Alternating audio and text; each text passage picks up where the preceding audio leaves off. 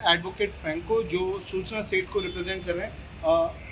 Franco जी, ये बताइए कि आज कोर्ट में क्या हुआ? सूचना सेठ को कस्टडी के लिए प्रोड्यूस किया गया था, कोर्ट ने क्या कस्टडी एक्शन की?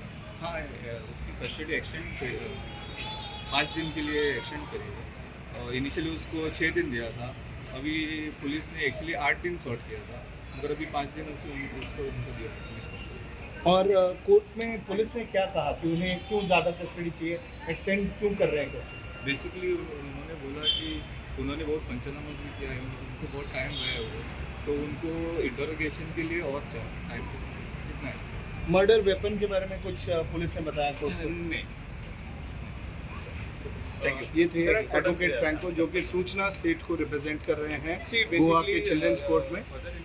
सूचना सेठ की कस्टडी 5 दिन की बढ़ाई जा चुकी है, 19 जनवरी तक उन्हें कस्टडी दी गई है। 6 जनवरी को एआई एक्सपर्ट सूचना सेठ ने अपने बेटे का मर्डर किया, लेकिन अभी तक उसने पुलिस के सामने इस बात को कबूल नहीं किया है कि उसने अपने बच्चे की हत्या की है।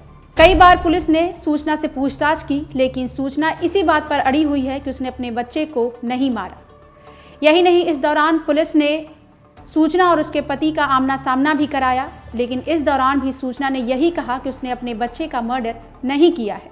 पुलिस को लग रहा है कि जिस शातिराना ढंग से सूचना सेठ अपने बच्चे के मर्डर के आरोपों को दबाए हुए है और वो पुलिस के सामने इस बात को कबूल नहीं कर रही है, कहीं वो उसके पक्ष में ना चला जाए और कोर्ट उसे बरी ना कर दे।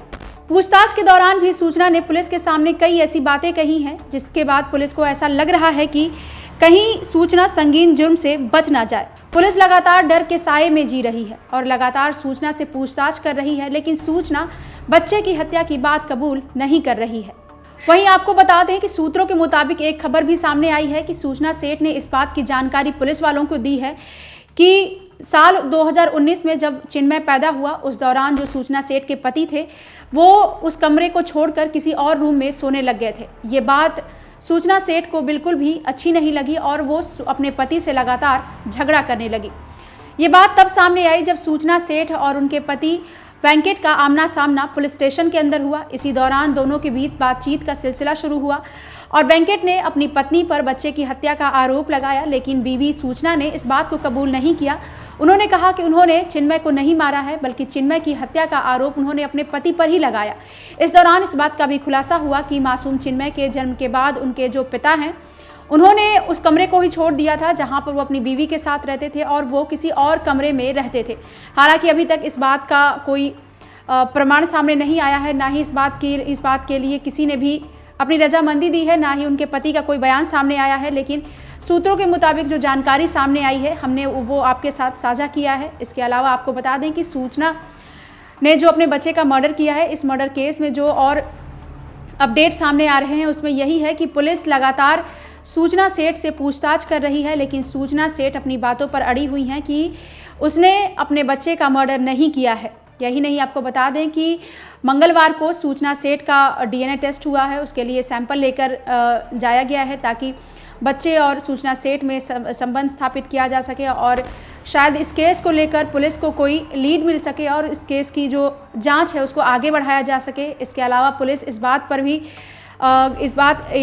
भी जोर दे रही है कि आगे की जो भी पूछताछ सूचना सेठ से की जाएगी वो मनोवैज्ञानिक के सामने पूछताछ की जाएगी, ताकि सूचना सेठ की जो भाव भंगिमा है, जो चेहरे पर उनके जो भाव आएंगे उसके मुताबिक भी जो मनोवैज्ञानिक है वो बाद में पुलिस को अपनी रिपोर्ट में बताएंगे कि सूचना जिस तरीके से जवाब दे रही है उसमें कितनी सच्चाई है और सूचना के दिमाग में क्या चल रहा है, जो अपने बच्चे की हत्या करने के बाद भी वो बच्चे की हत्या की बात वो कबूल नहीं कर रही। आपको बता दें कि 6 जनवरी को सूचना ने अपने बच्चे का मर्डर किया था, लेकिन वो इससे पहले ही गोवा में पहुंच चुकी थी। गोवा के उसी होटल में पहुंची थी जहां पर उन्होंने अपने बच्चे का मर्डर किया था। गोवा के इस होटल में वो 31 की जो शाम होती है उसी दिन वो वहाँ पर पहुँची थी और उसी होटल में उन्होंने रूम बुक किया था अगले 5 दिनों के लिए, लेकिन वो अगले दिन फिर वापस आई और अपने बच्चे को लेकर गोवा के उसी होटल में गई। उसके अगले दिन उन्हें अपने पति से बच्चे को मिलवाना था। जो यही बात सूचना सेठ को अखर रही थी और वो नहीं चाहती थी कि उनका बच्चा उनके पति से मिले और उनके पति को बच्चे से मिलने की ये खुशी प्राप्त हो। इसके अलावा जो आरोप लगाए गए हैं कि जो सूचना के पति हैं, जो कि साल 2019 के बाद जब बच्चे का जन्म हुआ तो वो अलग कमरे में रहते थे, तो इसके बाद से भी सूचना अपने पति से चिड़ी हुई थी और पति की इस हरकत की वजह से वो काफ़ी नाराज़ थी और इन्हीं बातों को लेकर दोनों के बीच झगड़े स्टार्ट हुए थे, जिसके बाद उनके बीच तलाक की कार्रवाई भी चलाई गई कोर्ट के अंदर। फिर उनका तलाक हुआ और कोर्ट ने बच्चे की कस्टडी सूचना को दी, लेकिन फिर इस दौरान कोर्ट ने ये भी कहा कि बच्चा जो है वो हर संडे अपने पिता से मिल सकता है, लेकिन सूचना नहीं चाहती थी कि बच्चा जो है अपने पिता से मिले, क्योंकि उनको लगता था कि बच्चा कहीं पिता के साथ ही ना चला जाए, क्योंकि वो हर टाइम अपने पापा को याद करता था। यही नहीं, बच्चा जिद भी करता था कि वो अपने पापा से मिलना चाहता था। और जिस दिन चिन्मय का मर्डर हुआ यानी कि 6 जनवरी की रात, उस दिन भी वेंकट ने वीडियो कॉल किया था, लेकिन सूचना ने वेंकट को यही जानकारी दी कि चिन्मय सो चुका है, जबकि चिन्मय जग रहा था और सूचना ने बच्चे से पिता की बात नहीं करवाई। इसके बाद से ही चिन्मय जो है वो अपने पापा को याद कर रहा था। यही बात सूचना को शायद पसंद नहीं आए और उन्होंने बच्चे की हत्या की है। हालांकि अभी इन आरोपों से सूचना बिल्कुल इनकार कर रही हैं। उनका कहना है कि जब वो सोकर उठी तो बच्चा मर चुका था और वो बच्चे की लाश के साथ सो रही थी। ऐसा मीडिया रिपोर्ट्स में भी कहा गया है कि सूचना सेठ करीब 22 घंटे तक बच्चे की लाश के साथ उसी कमरे में सोती रही। इस दौरान उन्होंने खाने पीने तक के लिए बाहर रूम सर्विस को या फिर होटल के स्टाफ को कॉल तक नहीं किया।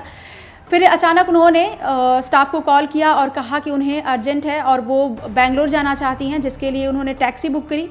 लेकिन टैक्सी वाले ने ही सूचना का भांडा फोड़ दिया और उसने पुलिस स्टेशन में सीधा लेकर गया सूचना सेठ को और पुलिस ने जांच की और सूटकेस के अंदर बच्चे की लाश थी, जिसके बाद पुलिस ने सूचना सेठ को गिरफ्तार कर लिया। हालांकि ये शातिर माँ अभी भी अपने बच्चे की लाश मिलने के बाद भी हत्या की बात कबूल नहीं की है, जबकि बड़े ही शातिर ढंग से बच्चे की लाश को इसने पहले बैग में पैक किया था, उसके बाद उसके ऊपर खिलौने रखे थे, इसके बाद मासूम चिन्मय के कुछ कपड़े रखे थे, फिर उसके बाद अपने भी कपड़े उसी पर रखे थे और उसको लेकर वो बेंगलोर के लिए जा रही थी। लेकिन टैक्सी वाले की एक्टिवनेस की वजह से और पुलिस वाले भी अलर्ट थे, जिसकी वजह से सूचना का भांडा फूट गया और फिलहाल जेल की सलाखों के पीछे है। इस दौरान जब उनको कोर्ट में प्रोड्यूस किया जा रहा था, जब कोर्ट लेकर जाया जा रहा था, तो पुलिस वाले उनके साथ थे। इस दौरान हमारे रिपोर्टर ने भी सूचना से बात करने की कोशिश की। आप भी सुनिए कि इस दौरान सूचना ने किस तरीके से अपने रिएक्शन दिए कैमरे को देखकर। हाँ जी, आपको कुछ बोलना है केस के बारे में, मर्डर के बारे में? आपने कन्फेशन अभी तक नहीं दिया है। आप देख सकते हैं कि सूचना सेठ को यहाँ पर कोर्ट ले आया गया है, जहां पर उन्हें प्रोड्यूस किया जाएगा। पुलिस सूत्रों की माने तो फिर से रिमांड मांगी जाएगी। आज उनकी 6 दिन की रिमांड पूरी हो रही है।